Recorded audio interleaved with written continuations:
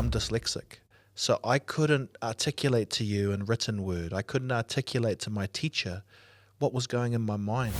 In fact, if you have severe mental health here in Aotearoa, you've got two options. One is a tablet and one is talk therapy. And that's it. Like, you can have a tablet that will do things chemically, or you can have talk therapy, which will get out what's stuck inside. When we sit down to have a conversation together, whether it's here, outside, at the kitchen table or at the dinner table or wherever, that is us doing talk therapy. In this Pacific Moana region, that talking was everything. It was the way we communicated. We're oral-based cultures. Take us into the workplace. How can conversation be useful in the workplace, especially as a leader? I would actually take it further. Is the space that you're conducting your conversation or your meeting, does everyone feel safe in it? Is it charged with other energy? Was that the same room that you just got a growling for being late for? Hey everyone, welcome to the Zeducation podcast. Before we dive in, I have a quick favor to ask you. If you enjoy the show and get value from it, help us grow by sharing it. Send it to a friend, post it on social media, and don't forget to follow or subscribe on your favorite podcast platform. The bigger this community gets, the more powerful conversations we can bring you, all to help you unlock new levels of success in your personal and professional life. Thanks for being here, and now let's get into the episode. Welcome to the Zeducation podcast, your go-to podcast for career and leadership development. Joining us today is Will Fleming, the founder of Campfire Studios, who do film productions and videos. So if you need help with that, these are the guys to talk to. He's also the founder of Digicore, who help young people, especially in schools, build confidence and the soft skills through podcasting, which is really interesting. So we've got him here on the show today to focus and to talk about the art of holding conversations. This is an important skill to have, whether you're in sales, whether you're talking with people or networking.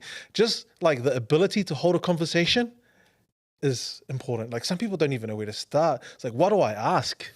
Do I share my name or do I get right into it? Well, anyway, we're talking about conversations that actually lead to good results and help you further your career. So, Will Fleming, how are you doing today, brother? Oh, kia ora, my bro. I'm doing awesome. The fact that I get to choose to be here with you is good on multiple levels. The first level is I like spending time with you. And the second level is I think we're fulfilling the dreams of our ancestors, which was to do life on your terms. Otherwise, why move from paradise? You move from paradise so that you can create opportunity. And I feel today we're doing a bunch of things in honor of them and in honor of our families as we move forward. I love that. Yeah, just the whole art of talanoa, kōrero, sitting down, having a good conversation with a really good person. I love that side of you. And I've just, we had a conversation before this podcast. In fact, I believe, in the early days when podcasting wasn't a thing, and now you've got Elvis and Cindy and every other person starting to own podcasts. When it was really not a thing, Will Fleming is and your mate, what's his name again? Who's that? Guy. Yeah. But your face, whenever I think of you, I always think of podcasting, Campfire Studios. You are one of the original pioneers in New Zealand, I believe. And not just your own podcast, but helping other people start and launch their podcast. My very first professional podcasting was with you. But your style is a little bit different to other people. So some people's podcasts can come across as very prescriptive, very like back and forth interview like style, which is okay. And there's an audience for that. But with you, just like even here, as you were talking, you were like, this is, our ancestors would be proud of us. Like, where did that come from? Where did that mindset, values come from? Well, I think I was the youngest of my lot in my family. So the job for the youngest is to listen. There's not always a voice for our young people. And actually that's why I created Digicore, because young people also need a voice, but it needs to be brought in at the right time. The other thing, Pasi, was that I'm dyslexic. So I couldn't articulate to you in written word. I couldn't articulate to my teacher what was going in my mind. So I had to talk about it, and teachers don't want you to talk all the time. So I'd quite often say, not right now. Quieten down, please. Actually, I was talking because I didn't know what I was looking at on the page. And so these are coping mechanisms, matched in with kind of this opportunity in the world for free flow conversation. But I think ultimately I'm also a pretty good listener. It helped me get a wonderful wife who's above my pay grade in terms of, someone that she would kind of want to fall in love with. But if you listen, and here's the first tip, if you listen more than you talk, only good things can come. Oh, there you go. Look, there's your first piece of advice there around holding good conversation is learning to listen. Yes. Listen more than you talk. Before we get into the whole pre-academic side of things, like, what are some tips around how to hold good conversations, how do you start, et cetera, take us through a journey on your career. Absolutely. Because before you were the founder of these businesses, these entities, you had a career. Right, so our audience loves that side of things and that story. Just a brief journey and how you arrived to where you are today. Absolutely. So I mentioned that it was hard to read and write. So I always had a kind of instinct that I might go towards something more creative. And that's what I did. I got into visual effects. I got into motion graphics. I got into television. And actually, I really enjoyed that job. The problem was the world was changing. And the world was changing because we weren't getting our information and our content from one source, being the TV. YouTube popped up, podcasts popped up. And so when I dipped in to check out what was going on there, I couldn't believe it that there were people just like me willing to sit down and have a broad topic, but to go deep together, to find that connection, to find those insights. And actually, if you think about it, some of the best chats you have, I call them podcasts, but they could be driving in a car, yarning away. They could be cracking up with your kids. They could be smoko time at work, right, where we're talking and we're having a bit of banter. Like those are the kind of meaningful moments. So that was going to be my career until it wasn't. I asked my bosses, I said, what are we doing about YouTube and self-created content? And they kind of gave me the standard. It's a fad. It'll come and go. They always need us. And it didn't sit right with me. So I started transitioning out. And how I did that is I took a step sideways and I said, maybe if I'm in TV, I can take what I've learned and add things to it and I can do education. But of course, in education, very constrained, lots of constraints on education. You have to do it this way and that way. And so after another 10 years of floating around and, being a digital media lecturer and on and on and on, I said, I'm going to do this my own way. So I'll take the best of what I know, my passion for podcasting, free flow conversation. I'll tie it to learning outcomes and I'll create my own ship to sail. Wow. Well, that's a huge decision to make, right? You're navigating your career anyway in the first place, trying to find fulfillment and meaning in it, but then taking the leap from a job, which I assume would have some sort of sustainable income, right? Versus now taking a leap of faith into business. Now you're responsible for finding, doing sales, finding income, generating income now on your own for your family. What was that transition like for you, emotionally, mentally? It was one of the scariest things I've ever done. I'm on my journey of faith, but this was really trying to believe something would be there for me when I jumped. That leap of faith that we like to say as a term, but not really think about it. I've taken that leap. And, I did it in a way which I wouldn't recommend. My wife, she's a full-time mum, and I love that we can do that, but there was no second income. So, what ignited in me was the hustle mindset, because I had to provide. And I'd just taken a mortgage on my first home, and I couldn't have thought of a worse time to do it, but I had to do it, Bussy, Part of the reason I did it too is because dovetailing on my passion was, I don't like if someone manages you bad. And I was starting to enter into spaces where people didn't have my best interests at heart. My whole thing is I'll connect and I'll provide high trust relationships, and you have to support me with that. If you want me to film people, if you want me to teach people, they're not going to teach under duress. They're going to teach under trust and respect and love, those type of things. And so that was starting to affect me too. So my leap wasn't just the leap of following a passion, my leap was to take full ownership over my life. And the way I did that is for the first time in my life, I'm turning 45 this year.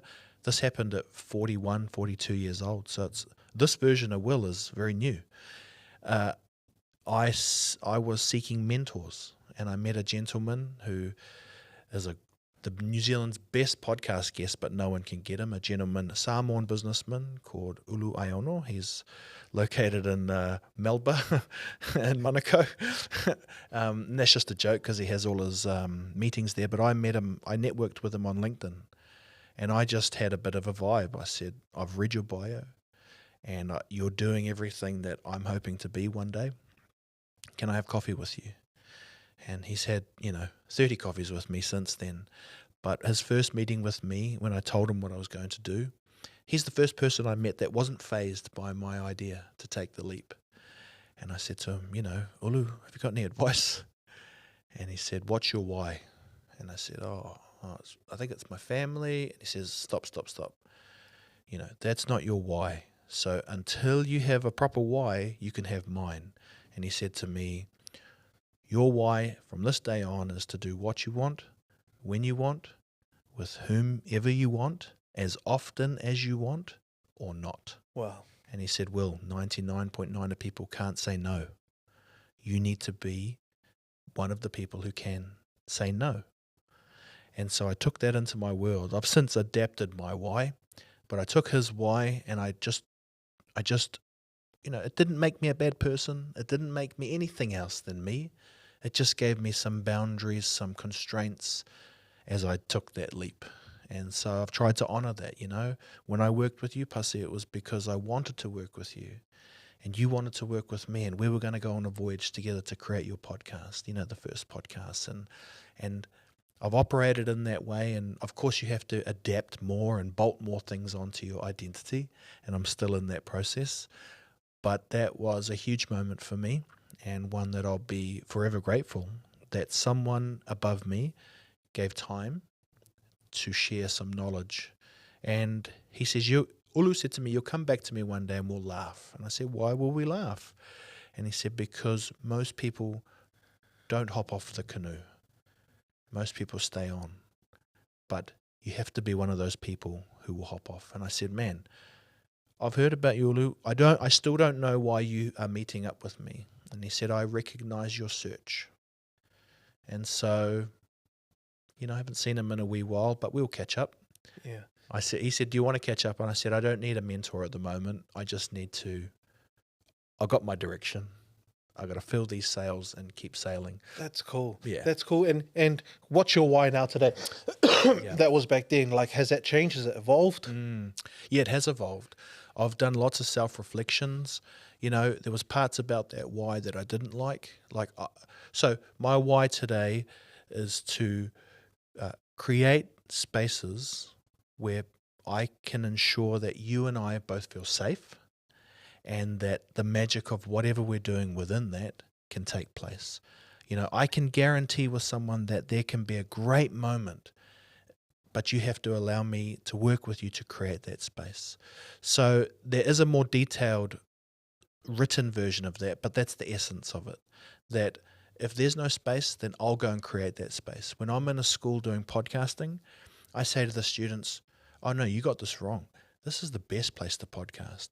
The deeper you go into South Auckland, the higher the gates around the school. I say for every other reason you don't like that, but for podcasting, you want to feel safe. So think about it. You got a gate around the school. You got security. You got your teacher. You got your classroom. You got me. You got these microphones. No one's coming to get you from this space. And we've created that, so you should be the freest you've ever been in a podcast. And that is metaphorical, but it also happens. And then these great flows of conversation begin. And our teachers always say, I never thought that student had anything to say. And I say to them, well, they clearly do. And I believe that's within each of us. And so that's the mission now, to create those spaces, to work, to feel safe, to feel loved. I love it. Good segue into the next part of our conversation, which is pretty much how to have a conversation. So I just wanted to quickly recap on what you shared and what I've learned around your career journey and where you are today. It's okay to go searching. It's okay to not feel like where you are, you're not satisfied, right? It's okay to look for the next thing. You don't have to be in that same job forever. And learn and reach out to people, talk to people. I mean, Will had Ulu Iono, as a mentor. It doesn't have to be someone like that, but it can be just someone that you could talk to during those times, right? Until you can find yourself, find more fulfillment. Absolutely. Can I just add on to it's okay to move away from things that don't make you feel safe. In fact, therapists would tell you that. Probably scripture would tell you that not all fires have to be dealt with. We need to keep ourselves safe. And that is a confronting conversation. Like, I think about it through a monetary value system, right? Where I need to provide, how am I going to provide? But of course, the gift of, moving towards a space which you feel more safe, which you can offer value, amazing things happen, and that is true. And I've found that to be true. Now, am I saying I've cracked all of the codes? No, there are still months where I'm like, man, I think I'd like to go back to a full-time job. But overall, today's an example. We're catching up on a random day at a random time because we can. And that is the gift, and that is where the gains are made, I think. I love that. Great perspective there. So your world now, this business is about, in my perspective, conversations. Yeah. You're teaching people how to have those conversations. Yeah. You're teaching them how to use the tools, to capture those conversations, whether it's like videos, lights, and all of that kind of stuff. But it's about capturing those stories and those moments. And like you talked about our ancestors, like we're only here on Earth for a limited time. And once we leave, hopefully we can leave behind stories which end up being legacies and inspirational to the next generation, right? Now, we can go as deep as you want here, but let's start with, conversations. Why are they important, whether you're in business or whether you're employed in the workplace? I guess I'd like to start at the deepest moment. If we are not able to, if we can, and we are not able to verbally speak, we hold that in. Now, most people can understand that it's better out than in. Imagine trying to hold on to a burp. Eventually, or if you've ever held on to a wee too long, it goes from, oh, this is bad to like, tragic, right? And it is like that with conversating as well.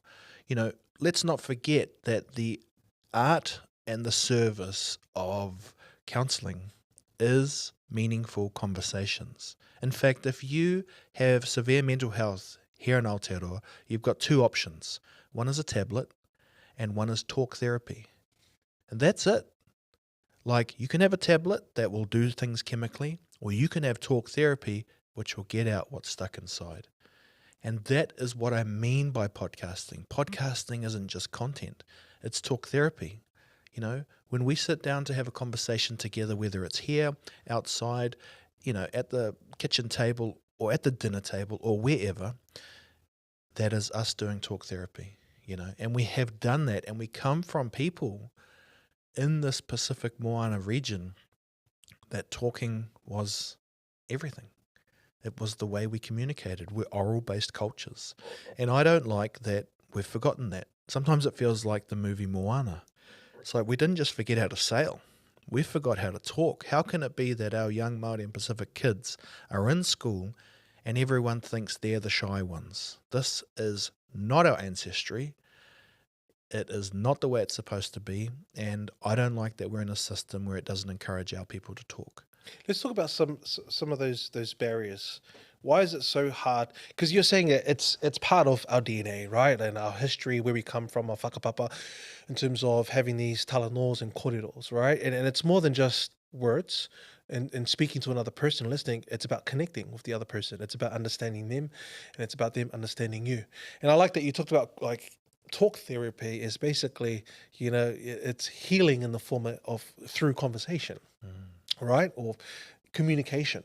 Right. Like, that's all it is too. Let's not think that a counsellor has anything else than what we have. Like, I think they have systems, evidence-based systems, But essentially it's like you are talking to somebody, and this is the bedrock of it, and the fact that we're in a system now which, to get a quality conversation for many young people, you need to have mental health next to your name is quite silly. Yeah, I just think as a parent, like my kids get really frustrated if they can't communicate or get across what they're trying to say.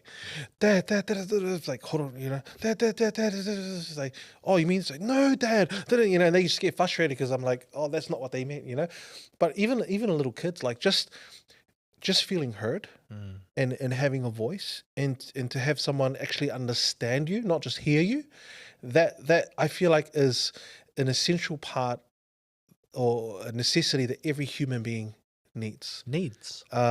Is the ability to connect and to communicate, right?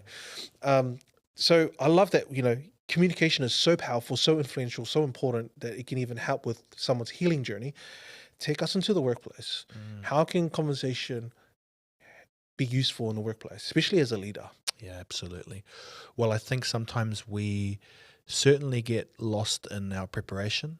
We want to have everything. So we don't talk, we'd give a speech, right? Let's have a quick catch up, team. I'm going to give you a speech. And like, I don't know what you remember in school, but I remember not really liking going into the hall and being talked at. And so I would say that's kind of akin to that. If you're talking at, well, maybe that's appropriate sometimes if I need to give you rapid information.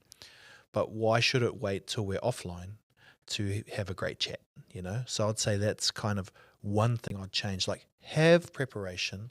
And podcasting, I like to call a thing or a tool that I use with some of our clients called a rolling start, where it's essentially chit-chat, because you don't want really your guests to think you're being recorded.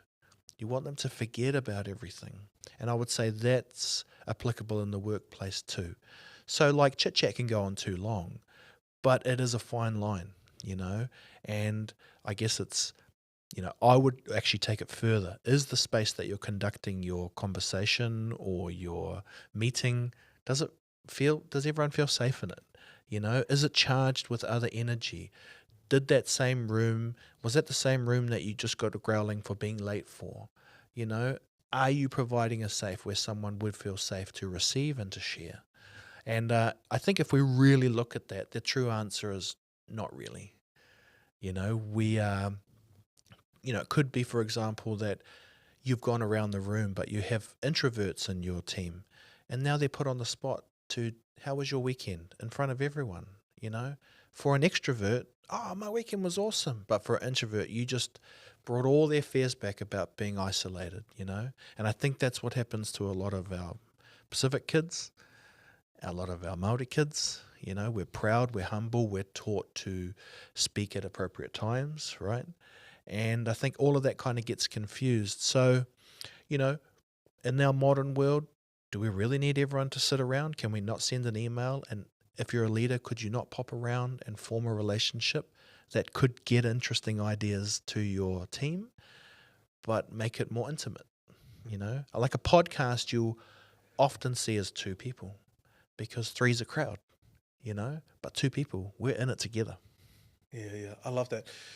And you are right. It's the kind of environment. Does the environment empower and encourage conversation, or does it limit, hold it back, right? And a big part of that environment, who's responsible for it, is obviously the leaders, especially if the leaders has Pacific or Māori on their team. What's your advice around how do you create a space? Because you talked about, those students at school, when they feel safe, they're in a safe space, then they feel confident to speak and to participate. How do you create that in the workplace? It cracks me up, Pasi, because like I'm on my journey to reconnect with my Cook Island heritage, right? So the way it worked for me is I looked a bit more like my dad. When I was born, he's of European descent, and my mum said, oh, you're going to have it easier than I had it. So she said, I'll raise you just like him. What she forgot is that she was locking me out of all of my other heritage, which I feel as I grow, into my grey hairs. And I guess what I've done is I've looked at some of these methodologies around the Pacific as I'm trying to reconnect, and I just take them literally. So I'll give you an example. You talked about what kind of space should we create, right? So if you look at the word talanoa, and I've asked multiple people, I'm like, what does it mean? Because it can't just mean talk. And so this won't be 100% accurate, but my meaning is correct, that the tala bit was the converse, and the noa was the sense of harmony or a sense of zero. And how I interpret that is beautiful based off what I'm hearing, because it's a conversation that has a sense of harmony or zero. And how I interpret the zero is, like in a podcast, I'm not giving more or taking more than is necessary for our environment. So if you take that seriously, if you create a space like that, you will engage at a awesome deep level. You know, I mentioned the schools. That's exactly how it is. That space, like everyone just talks about it. I take it serious because I know that if I don't feel safe here, if I'm looking who's coming through the door or someone's over there, you know, we're hypersensitive when we're sharing. And so, like, don't ask people to share if you're not going to carry them through.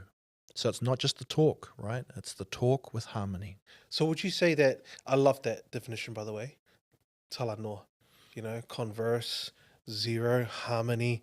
For me, I think about neutral, I think about safety, right? How do you reach that neutral, that neutral ground, Yeah. that harmony? Which is why some of the best conversations at work happen in the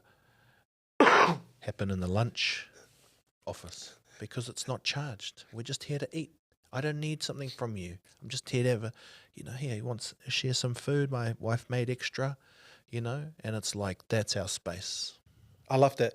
So I think that's a great perspective for our audience, is like, if you want to encourage good conversation, focus on helping people feel safe.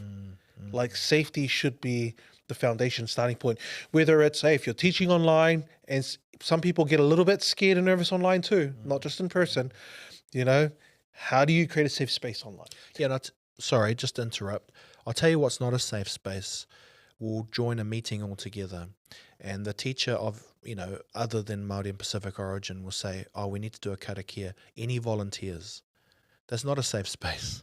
You know, you as the leader, and this is a leader problem, it shouldn't be on your staff to create that safe space. They're coming into your space. You know, if your staff invited you as the leader to their home, you can guarantee they'll create a safe space for you.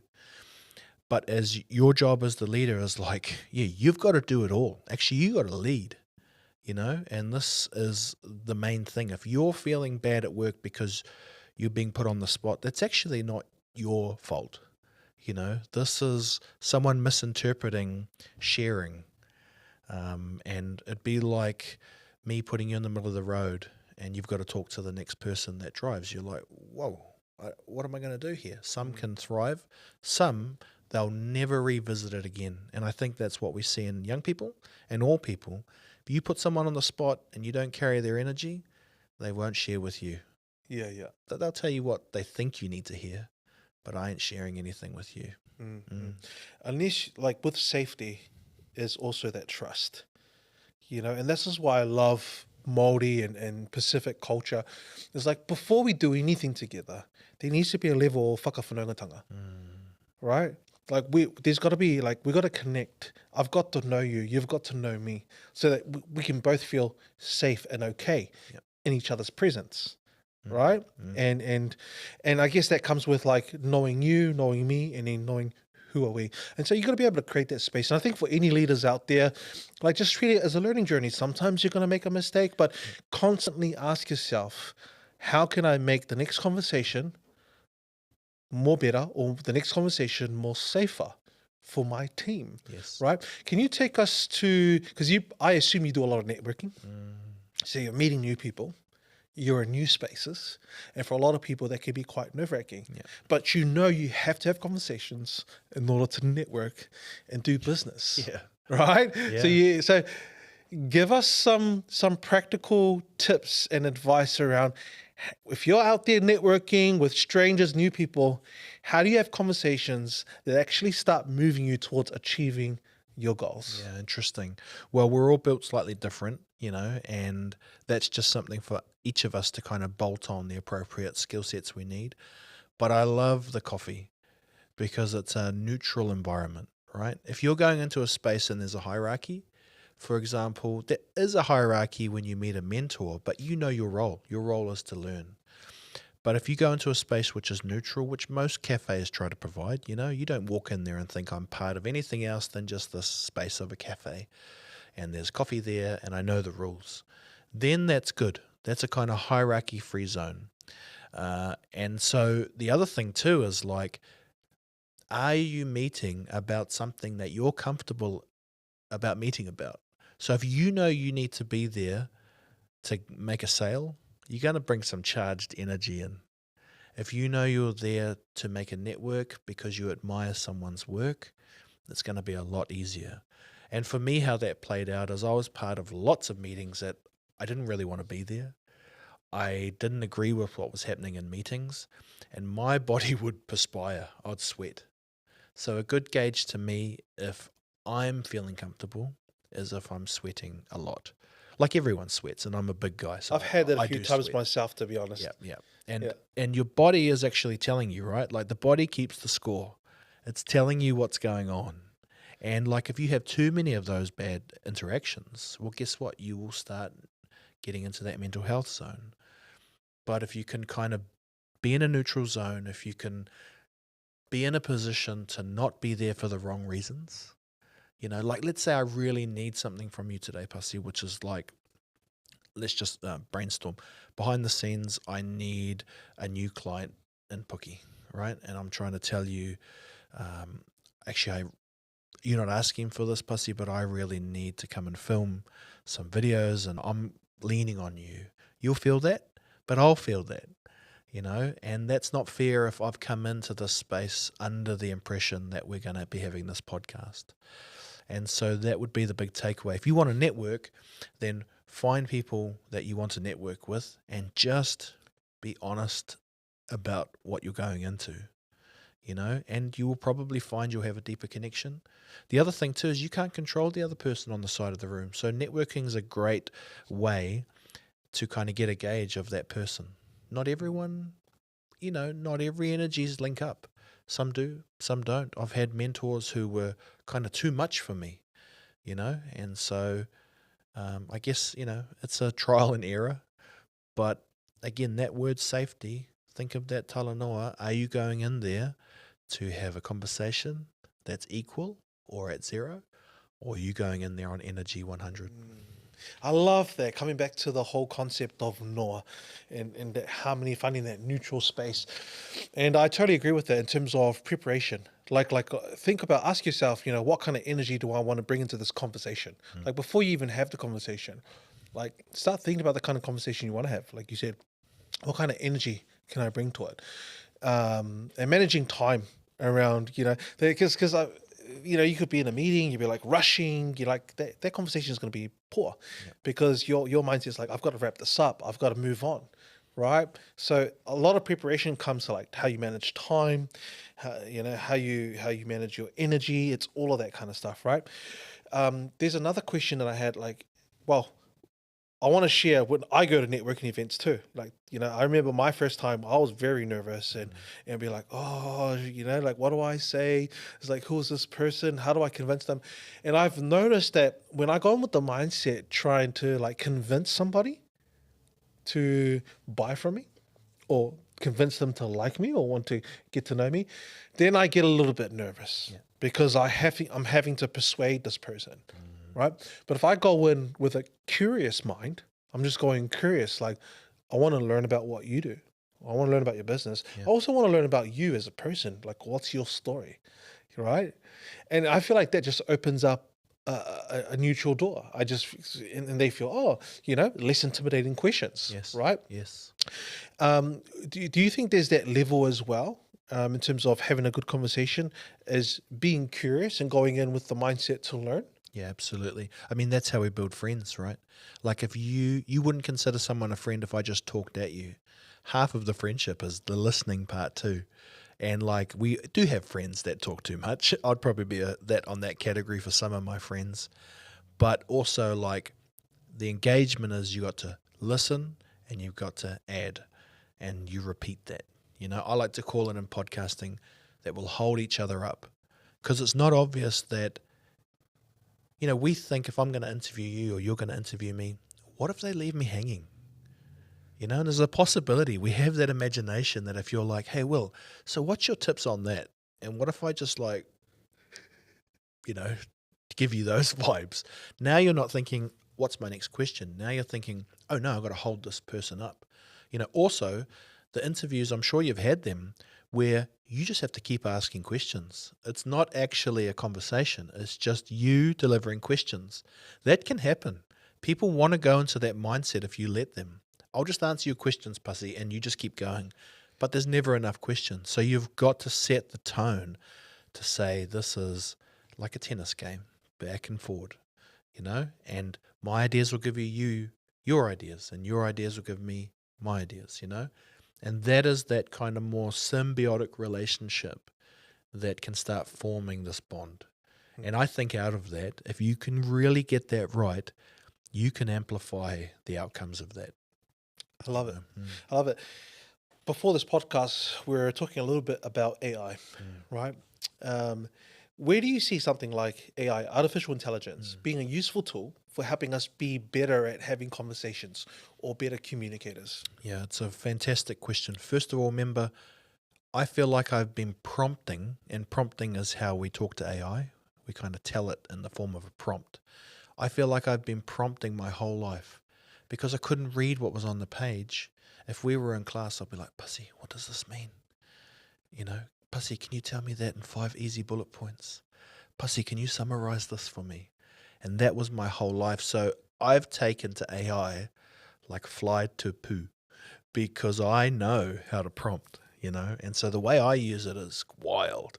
It's like you're prompting all sorts of things for me. AI is building for me now, and I'm so very excited about it. Look, I understand the other side of it, right?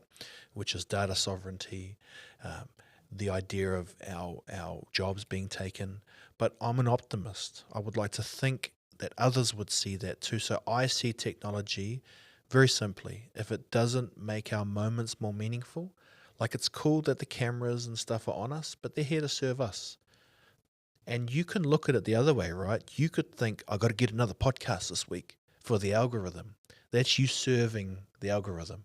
I'd rather it serve us. How does it serve us? It gives us a chance to be the best we can because the lights are on us, baby, and it's time to shine. It gives us a chance to preserve our knowledge and story for our kids.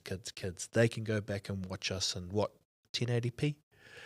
High definition. This is fantastic. This is not an old photo from a Polaroid. This is hearing their dad and his dad's mate whip it up in conversation.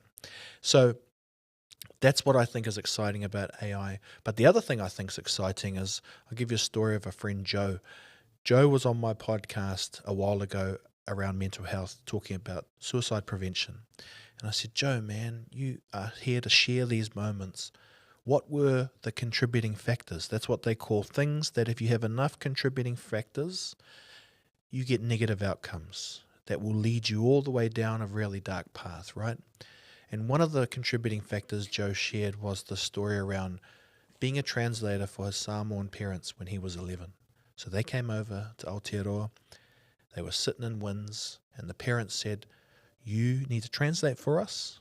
And just remember, if you don't get this right, we could be on the plane going home. This was a burden an 11-year-old child carried on their shoulders, right? The body keeps the score, and the body kept the score with him. But he said what was challenging is he was trying to look through these documents and translate back and forward what his mum and dad was saying to the winds person, who, remember, talk about hierarchies, that person held the keys to their future, right?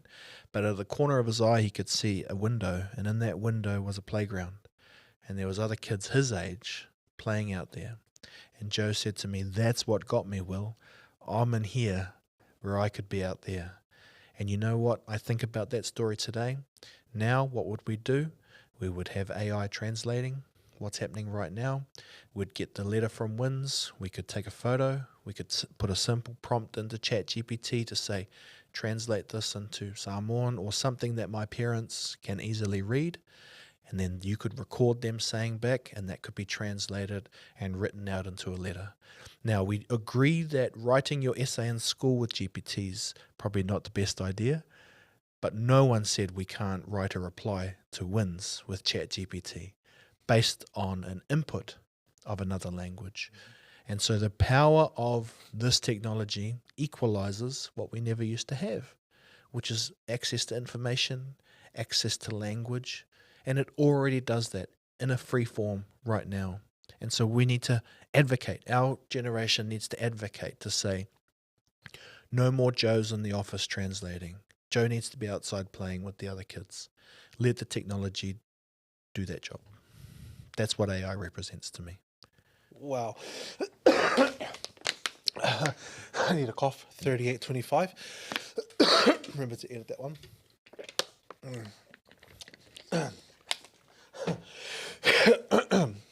We're going to change gears now. Brother, that's a powerful story of Joe there. And it highlights the power of AI and how that can help enhance, connection, especially with people who don't speak your language, right? You got a tool there that can help translate. So taking conversations to a whole nother level even. But you're really passionate about capturing conversations, or in other words, capturing stories, especially when it comes to family, right? Whether it's like, a conversation with mum about how she grew up, whether it's about dad and what he did for work and what his parents were like those are the conversations that you find really special and intimate that's worth capturing. Tell us about that. The honest truth, brother, is I don't know why I'm like this. I don't know why I don't like it that, let me ask you a question. Do you have a podcast with your parents or your aunties and uncles or your grandparents if they're still around? Does that exist? Do I have a podcast? Yeah. Do you have recordings of them? Do you bring them in? Not yet. But see, the not yet, I'd like to try and understand why. Because we have these tools and we somehow have a mental block that we think they're always going to be here. And it's on someone's watch that some preservation has to happen. And maybe in the past we had, orators who would spend time with elders and learn those things. And I just think we've missed some gap where it's not evident who's actually retaining the family story. And I think that plays out positively and negatively, right? We want some stories just to float off with, the air.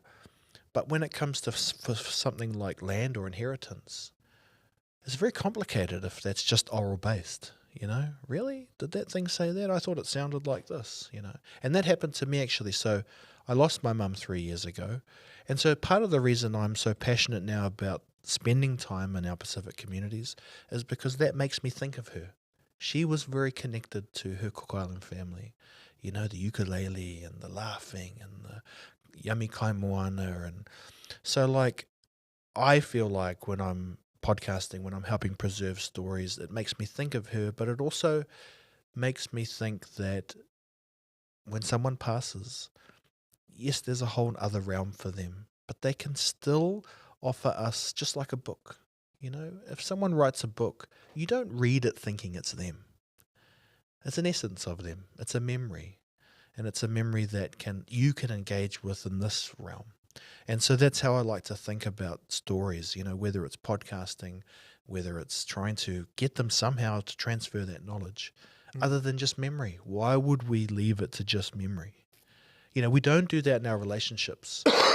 If we're best friends but I never catch up with you, then we're not really best friends because this is just a memory of us, It's an evolving thing. So, yeah, I am very passionate about that. And I do like the idea that having conversations, doing it on a podcast, sneaks in this other thing of preservation, So that would be maybe my challenge to you is who are those family members that you love spending time with that can come in here and you can ask them some questions about their life.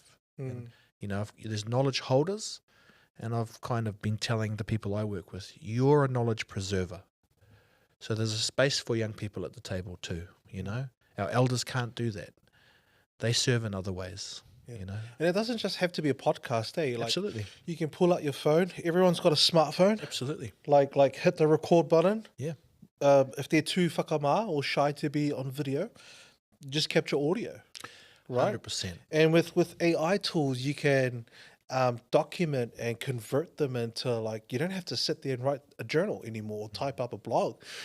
You can have AI transcribe everything for you, right? 100%. Take photos, click stories.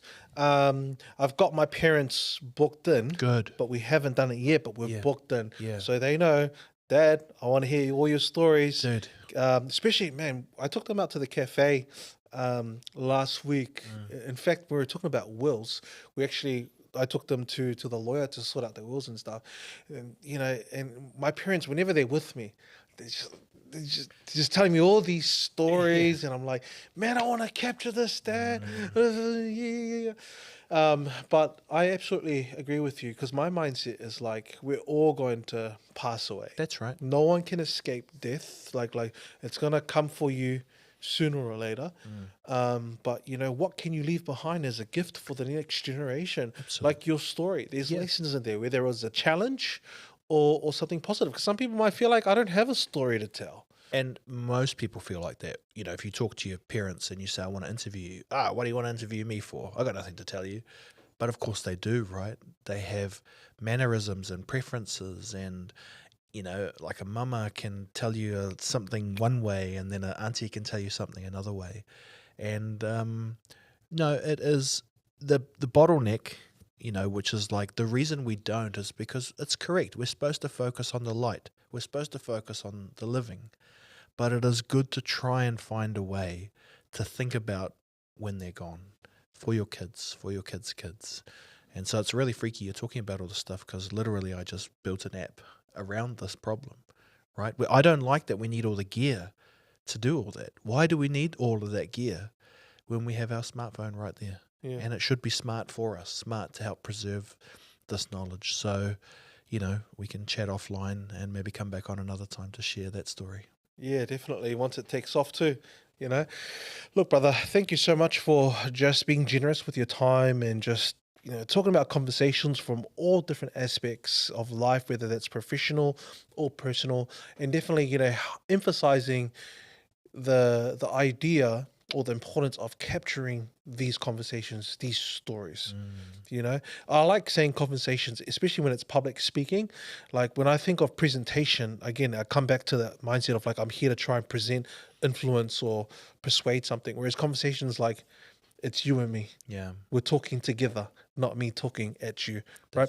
If there's anything that you want to leave our audience with today that's going to help them go away, hold better conversations, have better conversations in the workplace, at home, out in the community, what would it be? It would be that your spoken word is maybe the most important thing that you have going for you.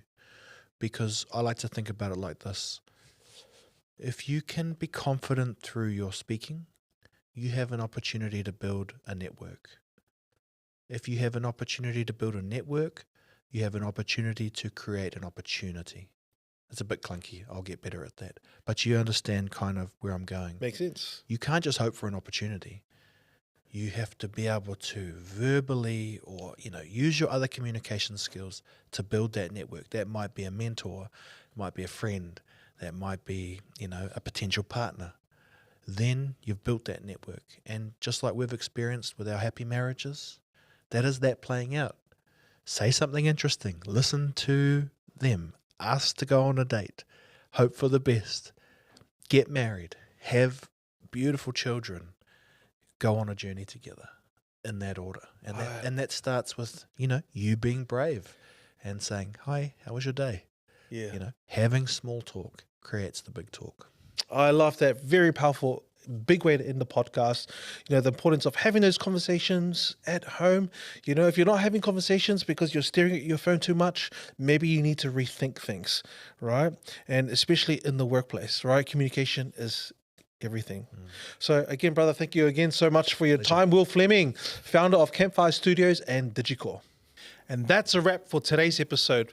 If this conversation gave you something valuable, do me a favor, share it with someone who needs to hear it. And if you haven't already, hit the follow or subscribe so you never miss an episode. This show is all about helping you unleash your greatness, and the more we grow, the more we can bring you content that truly makes an impact. Thanks for being part of the Zeducation podcast. Let's keep pushing forward, and I'll see you next time.